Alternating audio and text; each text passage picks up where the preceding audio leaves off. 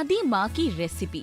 एक छोटे से कस्बे में एक खूबसूरत घर था जहाँ रिया अपनी माँ और दादी के साथ रहती थी।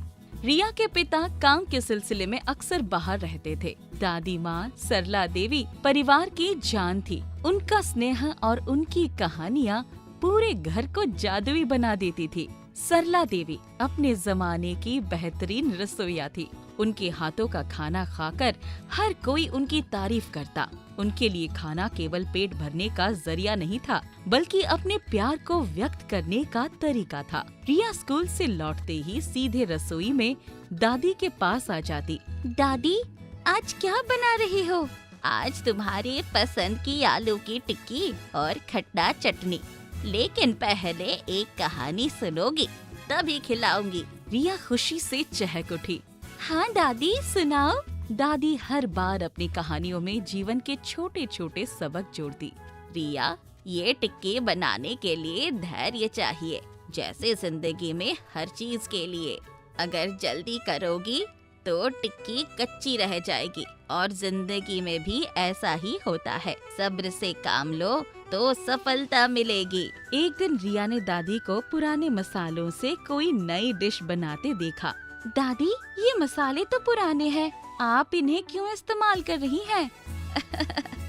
बेटा, मसाले पुराने हो सकते हैं, पर उनका स्वाद अब भी ताज़ा है।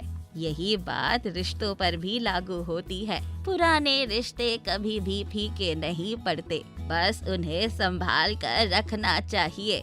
उस दिन दादी ने एक साधारण खिचड़ी बनाई, जिसे खाने के बाद रिया ने कहा, दादी, ये तो बहुत स्वादिष्ट है। यही जिंदगी है रिया, साधारण चीजों में भी खूबसूरती और स्वाद होता है। समय के साथ दादी की सेहत खराब होने लगी। वो ज्यादा देर तक खड़ी नहीं रह पाती, लेकिन फिर भी वो रिया के लिए खाना बनाना नहीं छोड़ती। एक दिन रिया ने देखा कि दादी बहुत थकी हुई थी। दादी, आप आराम करो, आज मैं आपके लिए चाय बनाऊंगी। अच्छा, तो अब मेरी पोती बड़ी हो गई है, चलो मुझे भी चाय पीने का स्वाद चखाओ।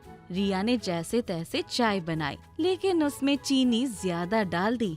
कोई बात नहीं रिया, पहली बार में गलती होना ही सीखने की शुरुआत है। अगली बार और बेहतर करोगी। एक दिन दादी ने रिया को अपनी पुरानी डायरी दिखाई। रिया, ये मेरी जिंदगी की सबसे कीमती चीज है। इसमें मेरे बनाए हर खाने की रेसिपी लिखी है, पर इसमें केवल खाना बनाने के तरीके ही नहीं, मेरे अनुभव और मेरी जिंदगी के सबक भी हैं। डायरी में हर रेसिपी के साथ एक कहानी लिखी हुई थी। दादी, मैं भी इसे पढ़ूंगी। जरूर, इसे लेकिन संभाल कर रखना, ये तुम्हारे लिए एक तोहफा है।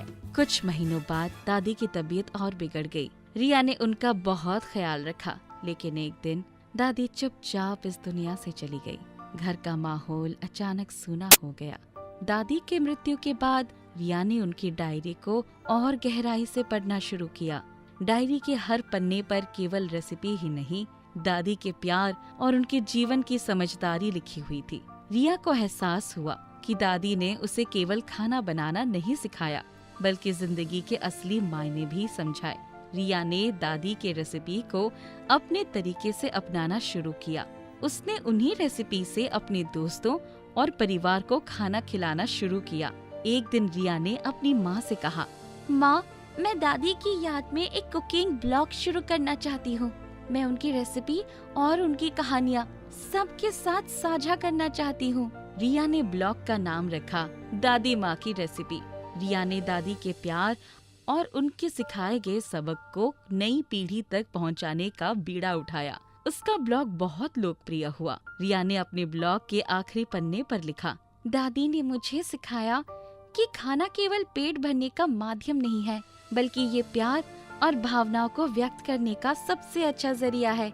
उनकी रेसिपी ने मुझे ये समझाया कि जिंदगी को कैसे जीना चाहिए। साधारण चीजों में ही असली खूबसूरती है।